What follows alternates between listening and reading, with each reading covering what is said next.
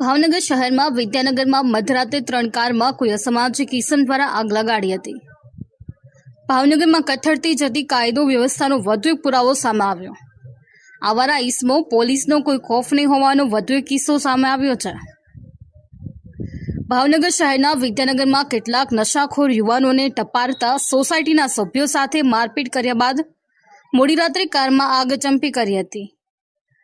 ઘટના પગલે પોલીસ કાફલો પણ દોડી ગયો હતો, જ્યારે સમગ્ર ઘટના સીસીટીવીમાં કેદ થઈ હતી। પ્રાપ્ત થતી માહિતી મુજબ આગનો બનાવ બન્યો છે તે સોસાયટીની પાસે એક વિસ્તાર આવેલો છે। તે વિસ્તારના કેટલાક આવારા તત્વો લાંબા સમયથી આ સોસાયટીની નજીક ઝામેલો કરી નશો કરતા હોય છે।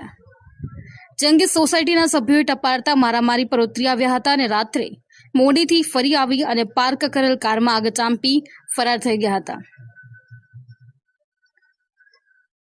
આ અંગે ઉપલબ્ધ વિગતો મુજબ ભાવનગર ફાયર બ્રિગેડમાં રાત્રે 2:50 વાગ્યે ધ્રુવભાઈ નામના નાગરિકે ફોન કરીને જણાવેલ કે વિદ્યાનગર એસબીઆઈ બેંક પાસે શોપિંગ સેન્ટર પાછળ આવેલી વડવા સોસાયટીના પાર્કિંગમાં રહેલી 3 કારમાં આગ લાગી છે। આગ લાગ્યાની જાણકારી મળતા ફાયર બ્રિગેડ કાફલો તુરંત જ ઘટના સ્થળ પર પહોંચી ગયો હતો અને પાણીનો છંટકાવ કરી આગ પર કાબુ મેળવ્યો હતો।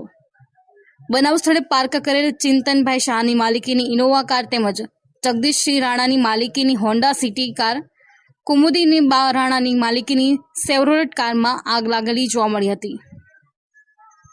જ્યારે ફાયર બ્રિગેડના સૂત્રોએ જણાવ્યું હતું કે મધરાત્રે બનેલા બનાવમાં સોસાયટીના રહીશો અને આજુબાજુના વિસ્તારમાં રહેતા અસામાજિક તત્વો વચ્ચે થયેલી માથાકૂટ કારણભૂત હોવાનું પ્રાથમિક તબક્કે જાણવા મળ્યું હતું।